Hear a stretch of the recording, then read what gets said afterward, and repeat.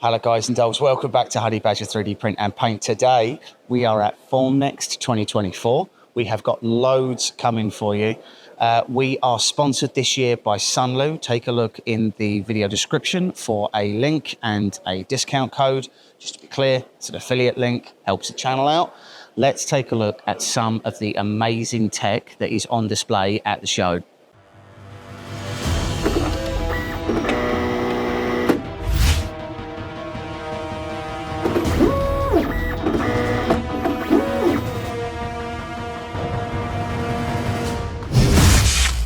Hello guys and dolls, welcome back to Honey Badger 3D Print and Paint. I am with Pascal at the Athena booth.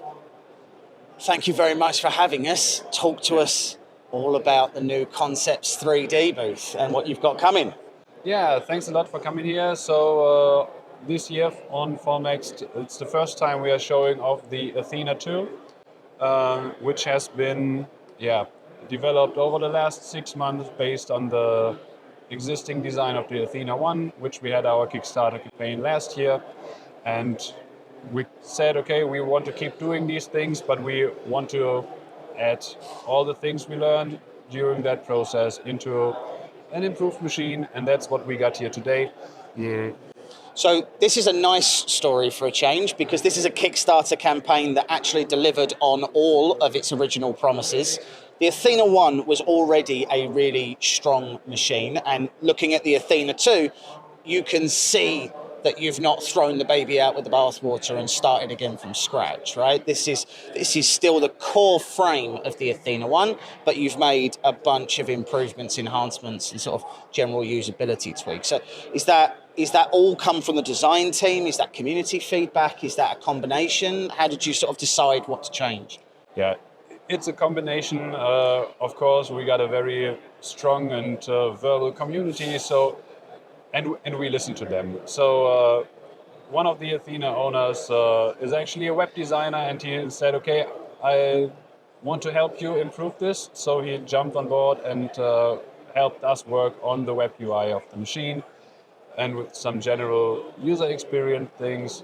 But of course, we also had a few things in mind that we wanted to add, and especially from the software side, many things we improved for Athena 2 will also come to Athena 1, because they share a lot of software, so we can just backport this. Right. So all our existing backers will get features like automatic resin calibration in the future. Right. And on the hardware side, we dramatically improved the heating system. We added an air filter that gets rid of the harmful VOCs after the print.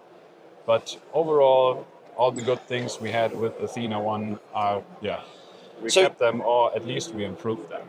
It's not entirely obvious to look at as to see exactly what it is that's changed here, but here we've got, that's your heater at the bottom and then air purification at the top. Exactly. But almost completely hidden.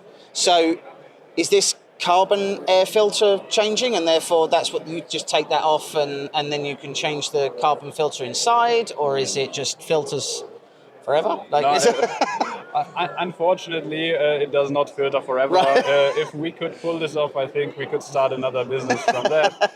But it got a panel in the back that you can remove, and then you can access the actual filter. Right. And this has this little cartridge that you can just dump out. And dump out the old carbon, put the new carbon back in. So correct me if I'm wrong. This is 3D printed, right? It is, but it's FDM. I have to. It's FDM, yeah, fair play. But still, I mean, it's nice quality. Excellent. Right, so this is the. I mean, that's a huge radial fan on that for the air filtration. But you've got both vat heating and chamber heating, exactly. Right? Yeah. Then we've got lovely thumb screws. These thumb screws don't come out and go in your vat like the other thumb screws from other companies, but we then just do these pull out, and then there we go, like that. So then we've got. It got a bit more fidgety due to the increased strength of the magnetic connector. So so we've got the magnetic connectors at the back here, and that is for the heater, because I'm assuming the vat band goes all the way around the inside rather than the outside. So it's direct. It's as energy efficient as possible in heat transfer. Slots in nice and securely. Couple of thumb turns, and you've got a nice secure vat there. UI side, did you make a lot of changes to the UI, or is this sort of how it was? So here again, we didn't start from scratch, but we rearranged some of the menus to make more sense. But the biggest feature, I would say, that what was added is the resin calibration. Yep. So you can now directly from the printer menu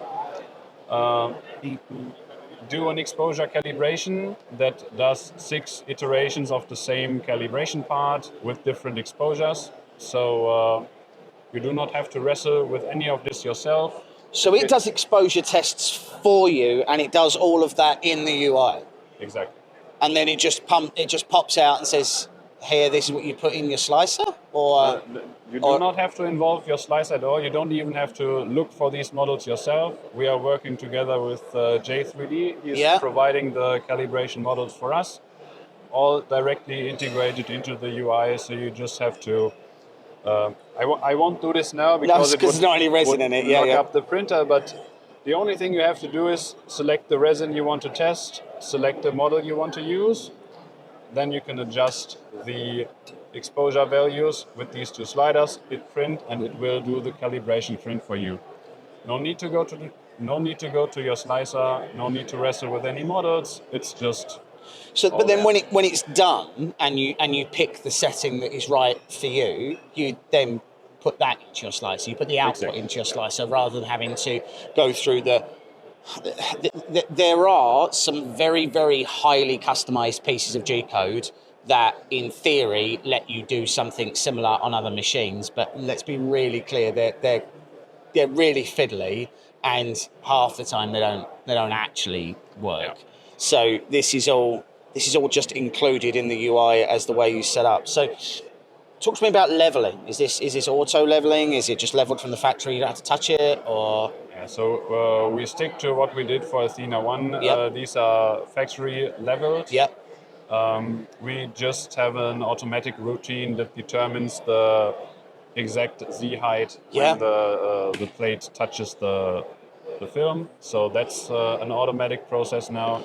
So we're getting dangerously close, just out of the box printing at that point, right? We're getting close to the point where you haven't actually got to play about and get really messy with everything with your resin printer. You get it out of the box, it auto calibrates, it can automatically calibrate and give you the settings that it needs. So you're not even reliant on a slicer profile, which means that whatever slicer you want to use, providing it outputs in the right format, you can use pretty much anything because the printer tells you what the settings need to be for the particular resin that you're using, and you can really quite easily build your own profiles. Exactly. So on the slicer side, what slicers are you building profiles for? Is it are you using your own? Are you using what were you using?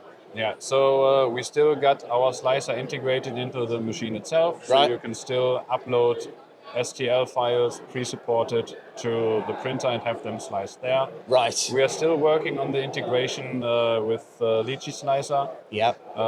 Which is something which took much longer than anticipated, but that's sometimes you are not in control of these things. Yeah. But that's definitely the plan also for Athena 2 to finally support Lychee Slicer so that you can use your existing workflows with it also on Athena. So is this so right now it's like Chew Box and is he what slicers are we using right now? If Lychee's on the way, what are we using right now? So I would say most people are currently using the onboard slicer of the machine itself. Just using the onboard slicer itself. That requires a pre-supported model, but still, so a pre-supported model would go in, and then the onboard slicer just does all the work for you. There's an option for some interactive supporting of the parts on the machine as well. So it's a browser web-based interface, but you're pretty open with what you want to use there. So Okay, brilliant. Well, and then obviously we have the very important RGB that makes it go faster, as everybody knows. What sort of print speeds are you getting? So, sort of what kind of millimeters an hour kind of speeds? Yeah, so millimeters an hour, we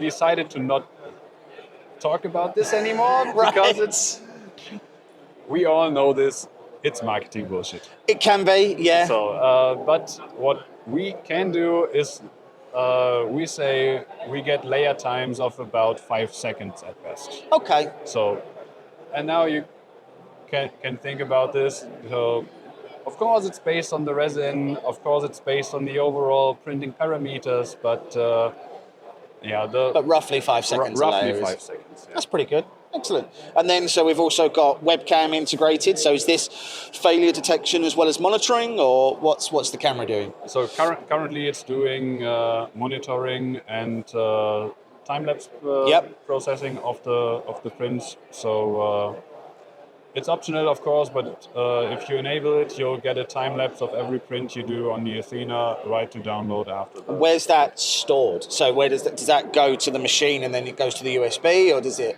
Is it cloud?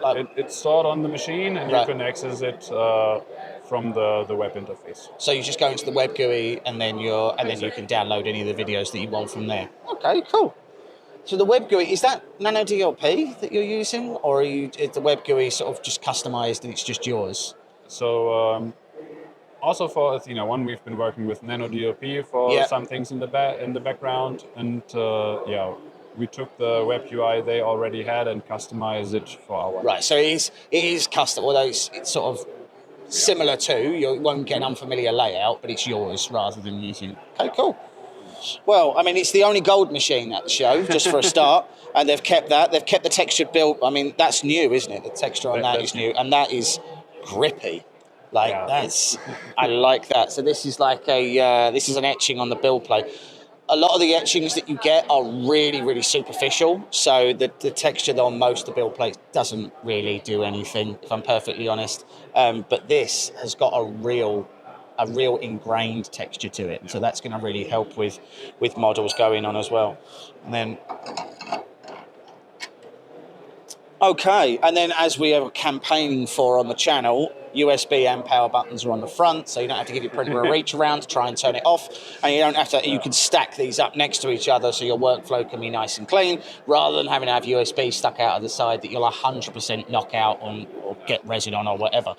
So, I mean, this is really a community-inspired and driven machine, right? This is a machine that is built for 3D printers by 3D prints. You know, it's that. It takes everything that a person who actually has to use these machines day to day would actually put into a machine, and then brings it to life. Yeah, that's what I've been saying for the last 2 days, basically nonstop. That's the machine you buy when you understood that resin printing is the right tool for your job. Yeah. But you need a machine that really you don't have to worry about. Yeah. So it's silly things, right? Like, so the hood will stop wherever you need it to. And when it goes up to full extension, the rear of the top of the hood here doesn't come past the rear of the machine. So you can put your machine near enough flat to the back of the wall. It's things like USB ports in the front. It's things like power buttons in the front. It's things like nice, big, easy to use UIs, but they have a lip in front so that if resin was to pour, it doesn't pour directly onto your screen. It's actually thinking about how you use a printer day to day. When you're taking these VAT screws out, you're doing them with gloves, you fumble the things, and then eventually you end up dropping your screw in the vat, or you end up dropping it on the floor, or you put it down and then it disappears into a complete void, like every screw I've ever touched. And then same things with the camera. You get a light on the camera so that you can actually see the time lapse that you're doing rather than having to leave the hood open. And it looks really, really well put together. Congratulations on being able to to pull out another machine so quickly. And thanks very much for taking the time to chat to us. Yeah. Catch you on the next video.